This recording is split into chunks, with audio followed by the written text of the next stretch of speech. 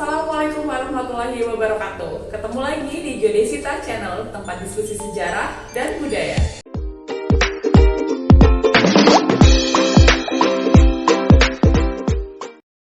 Hari ini Ibu nggak akan ngajak kalian ngobrol tentang sejarah kayak yang udah-udah. Ibu mau ngajak kalian diskusi tentang suatu hal penting dalam pembelajaran semua mata pelajaran, bahkan pelajaran hidup loh. Penasaran nggak?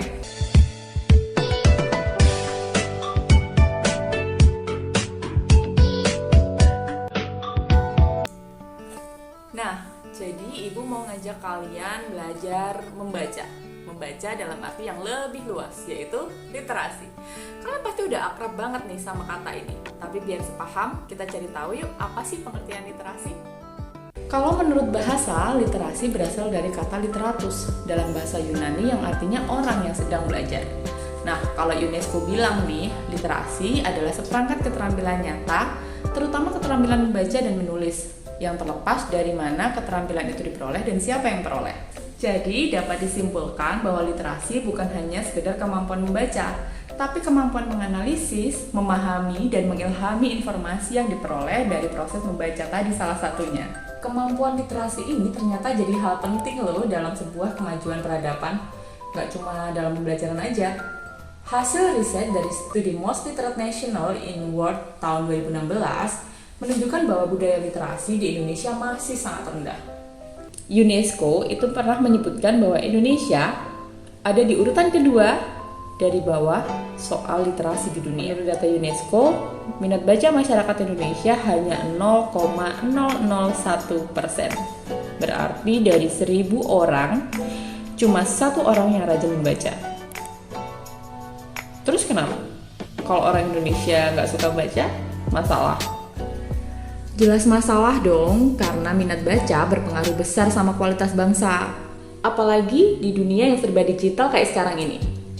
Data Wear Social per Januari 2017 mengungkap orang Indonesia bisa menatap layar gadget kurang lebih 9 jam sehari. Apalagi sekarang ya. Gak heran dalam hal kecerewetan di media sosial, orang Indonesia berada di urutan kelima di dunia. Juara banget gak tuh? Coba bayangin deh, ilmu minimalis, malas baca buku, tapi paling cerewet di media sosial. Jadi jangan heran kalau Indonesia jadi sasaran empuk buat sebar provokasi, hoax, dan fitnah.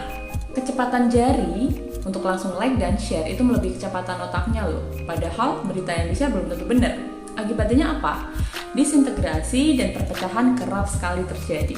Mungkin ini kenapa disintegrasi di Indonesia itu sering banget terjadi ya, dari dulu sampai sekarang. Nah, terus gimana biar bisa literasi yang benar? Caranya gampang. Yang pertama, biasakan membaca informasi dari buku atau dari mana aja, yang penting itu faktual, minimal 15 menit sehari. Karena katanya tresno jalan saka kulino. Yang kedua, setiap dapat informasi, coba deh cari informasi pembanding, biar informasi yang kalian dapatkan bisa lebih dipertanggungjawabkan. Terus yang terakhir, coba kalian beri pendapat dan simpulkan dengan bahasa kalian sendiri tentang informasi apa sih yang udah kalian dapat, dan share itu ke teman-teman kalian. Nah, setelah tahu step dan tips yang menarik tadi, sekarang UUT nih, ujung-ujungnya tugas. Coba deh, kalian cari informasi tentang peristiwa disintegrasi bangsa yang pernah terjadi di Indonesia. Terus lakukan step-step tadi, langkah-langkah tadi. Dan ingat ya, sumbernya harus jelas dan bisa dipertanggungjawabkan. Nah, di pertemuan berikutnya, coba share hasil kesimpulan kalian dalam bentuk apapun sekreatif kalian. Gampang kan? Jadi udah tahu kan gimana harus bersikap sebagai generasi muda demi kemajuan diri dan bangsa. Yuk, ambil penamu, selamat berkreasi, selamat berliterasi. Wassalamualaikum warahmatullahi wabarakatuh.